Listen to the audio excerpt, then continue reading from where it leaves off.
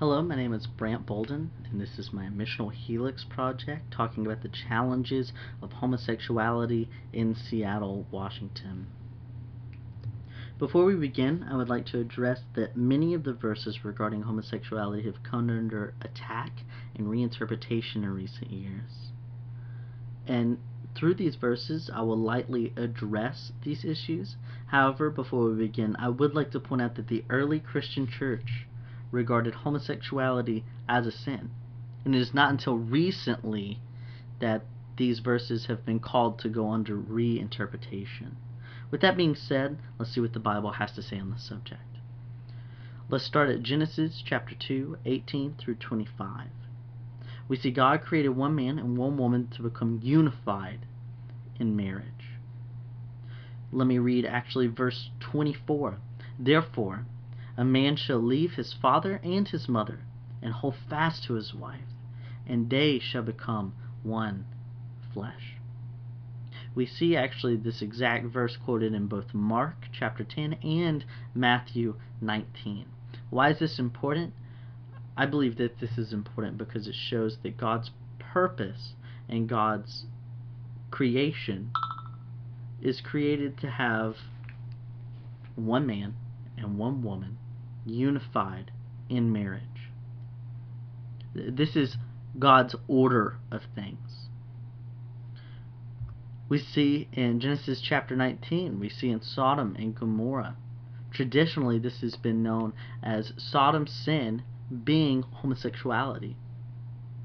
Though this is the traditional view, it seems that this verse has come under reinterpretation, and some scholars believe that the sin was inhospitality.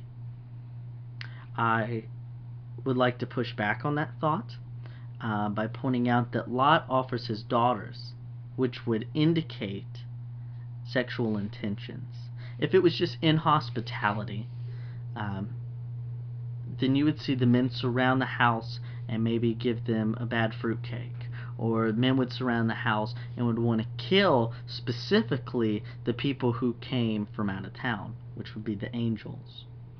However, instead of Lot saying no, or these aren't outsiders, he offers up his daughters. If they wanted bloodshed, why would Lot offer up his daughters? That doesn't make much sense. However, if they had sexual intentions, this does make sense. As we look at Leviticus 18:22 and 20:13, it lists homosexuality as being an abomination to the Lord. Now, some believe that all the Levitical laws are absolutely dead. However, if that was the case, why would homosexuality again be listed as part of the law in the New Testament? Now we'll see here are two examples of Paul addressing homosexuality. We see in Romans 1:26 through 27. We see men abandoning women, committing shameful acts with men. Let me read verse 27. In the same way, the men also abandoned natural relations with women, and were inflamed with lust for one another. Men committed shameful acts with other men, and received in themselves the due penalty for their error. Now some will say that this shameful act was not just with any man, but with slave boys. I would push against that and say that there's no good example that would prove that point. Also, it does say very clearly that men are abandoning women and committing shameful acts with men. I believe that that clearly shows homosexual sexual intentions and practices. Also, we see again, Paul talks about homosexuality in 1 Timothy 1:10 through 11. He's talking about what the law was made for. And I believe this directly addresses Leviticus. He says that the law is not made for the righteous, but for the lawbreakers and the rebels. He then lists several laws that lawbreakers and rebels break. we'll see in verse 10, it says, "For the sexually immoral, for those practicing homosexuality." So we see clearly in the Old Testament and the New Testament, homosexuality is regarded as a sin, as breaking of the law, of breaking of God's creation and intentions and natural order. Now let's look at the cultural analysis. The Gallup poll found that 4.8% of people in Seattle are considered to be homosexual. Now, I did see numbers as high as 12 to 14%. However, I think 4.8% more accurately depicts the percent of people who consider themselves to be homosexual, which is still much, much higher than the national average of 3.4%. Now, I believe that this next statistic is far more revealing. Regarding Seattle households, 2.6% are home to homosexual couples. 2.6% of every household is home to homosexual couples. Now, I know that this is still a major minority, but this ranks second in the nation. This ranks second in the nation. In fact, this ranks ahead of San Francisco. 2.6%. What this means is that homosexual couples are coming together and are starting a life together. They're settling down.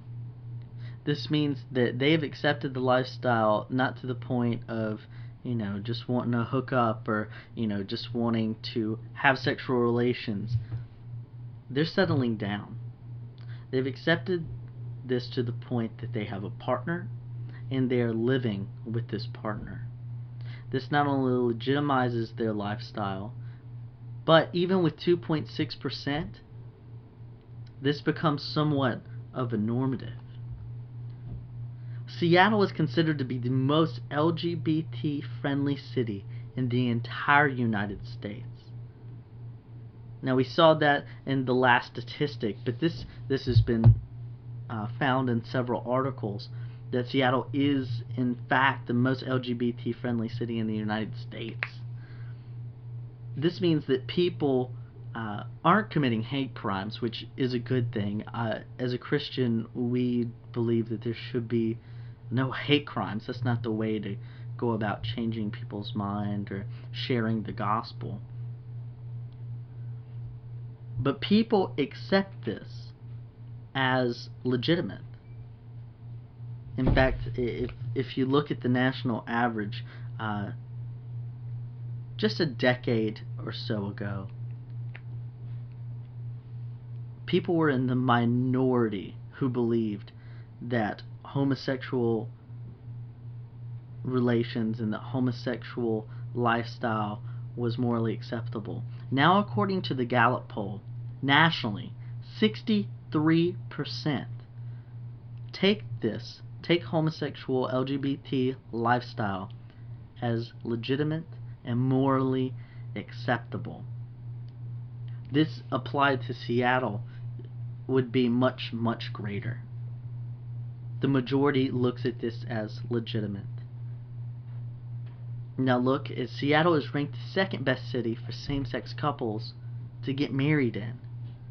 Seattle is so open to the LGBT lifestyle that they support same-sex couples getting married. It is celebrated. It is celebrated even on the Seattle.gov website. They have several tabs to where if you're part of the LGBT community, you can go and find where you can meet people. You can find the LGBT headquarters. You can even have activities that are specifically friendly for the LGBT community.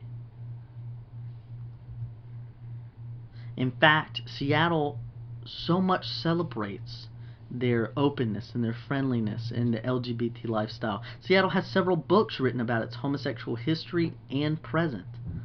Two examples are Gay Seattle And Best Party of Our Lives. Best Party of Our Lives actually looks at the entire state of Washington, but there's definitely stories in there that has to do with Seattle and getting married. Seattle is even known for such programs as Families Like Ours. Now, Families Like Ours is a program that seeks to have traditional and non-traditional families be able to adopt and to foster children. So what we now see is we don't only see Seattle being very friendly towards the LGBT community, but we see the LGBT community having the second most percentage of same-sex couples living inside the same house. So we see legitimate couples settling down. We see legitimate couples being married. We also see couples seeking, and thanks to programs such as Families Like Ours, being able to adopt and to foster children. This makes the LGBT community move from an outsider to a legitimate view of what a family is supposed to look like. Marriage, house, kids. So what Seattle has done is they celebrate the fact that the LGBT community can come together and view their lifestyle as completely legitimate. As we look at the historical perspectives, we can't talk about the LGBT community without bringing up bars and clubs. In the 1920s and 1930s, bars and clubs became the center of publicly gay lifestyle, with the epicenter being Pioneer Square. By the 50s and 60s, dance clubs became the center for homosexuals to meet and to strategize. What we see here is bars and clubs became the place that the LGBT community came, and they would cry together. They would tell their stories together. They would live life together. They would dance together. They would drink together. Not only that, but they would meet and they would strategize how they could gain gay rights. We also see the Dorian Society being founded in 1967 by Nick Heer, who is a University of Washington professor, to support gay rights. In fact, the Dorian Society would create a newsletter and would talk about events in the LGBT community and current issues happening in the LGBT community. So now we see the LGBT community actually becoming a community. They are coming together. They are going to the same events together. They are talking amongst themselves about the current issues together. We look at Singer v. Hera, which is John Singer and Paul Barwick. They applied for a marriage license at King County Administration Building in Seattle in 1971. The story goes that John Singer and Paul Barwick didn't even want to get married, but they were willing to make a point that their lifestyle is legitimate. Now, they were rejected eventually in 1974, which happens to be the same year as the first Pride Week in Seattle. This was not only the first Pride Week for Seattle, but this was the first Pride Week in the region. This means that the gay community as a whole got to come out of its collective closet. They did not just get to come out of the closet, but they got to celebrate their lifestyle. This legitimizes their lifestyle because they're proud of it. They wear it as a badge of honor. In fact, the Pride Week in Seattle became so large in 2011, Pride Week drew more than 350,000 people. And discussing gay marriage, John Singer and Paul Barwick were the first to do it in 1971, but they weren't the only people.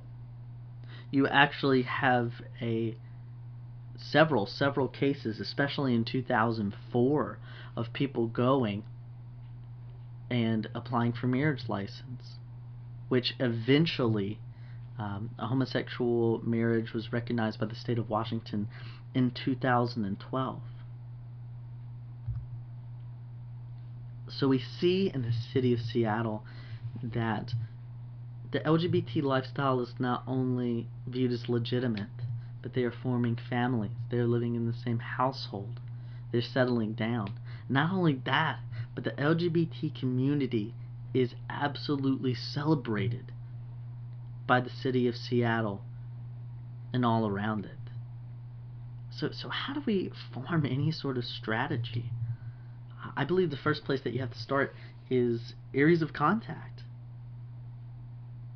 You have to go to the places where the homosexual community, the LGBT community, is.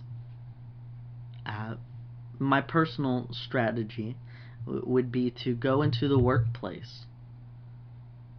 One common thing that most people have to do is work. The other thing that most people have to do is eat. You have to create areas of contact, create ways that you can be around the LGBT community so that you can form relationships with them, so you can understand them. And then hopefully you could come to a place that you can disciple them. Next is strong community, and this is such a big deal. Once you have an area of contact, you have to create a community. I remember listening to the casual conversation about gender identity at Southeastern Chapel. Dr. Rosaria Butterfield, a former practicing homosexual and who has a doctorate in, I believe, English literature, who used to teach as a professor queer studies. She told the story about when she accepted Christ. She told the story about how she left the LGBT community, left the LGBT lifestyle behind. And she said something that was so profound, and I'll never forget it. She goes, the most difficult thing was not leaving her partner, who she'd been with for a long time. She goes, that was easy. I went up and I broke up with her, which broke her heart, and I'm sure hurt Dr. Butterfield as well. But the most difficult thing was leaving the LGBT community. What I mean by that is actually leaving the legitimate community. She described the LGBT community as always having something going on. People were always meeting up at people's houses. People were always eating. People were always doing things. They were always hanging out. They were always talking. And this would even drive, different LGBT events. They would talk about different issues. They would go and they would fight for their rights together. They would eat together. They would laugh together. And they formed a family-like bond. She goes, that is the most difficult thing to actually leave.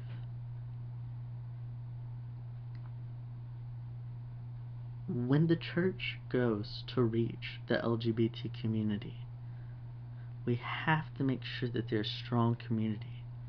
She describes that the church that she was going to realized this and came around her and formed that community. But we have to make sure that we're not just making areas of contact, but we're actually living life day by day by day with homosexuals and heterosexuals alike. Finally, biblical teaching. This would be to teach that homosexuality is a sin and that it is wrong. Now, this doesn't mean coming out with fire and brimstone, but this means to help them understand biblically that in obedience to Christ, we have to respond to the gospel, to what is right and what is wrong biblically. This means to possibly teach and celebrate singleness and celibacy. But it is to help them understand that it is a sin, like every other sin. And by living in this lifestyle, it is a lifestyle of sin. It has to be done in love. It has to be done in care. It has to be done in community and accountability and discipleship. Thank you so much, and I hope you have a blessed day, and I hope that this has been able to shed some light on homosexuality as a whole, but especially in the city of Seattle. Thank you.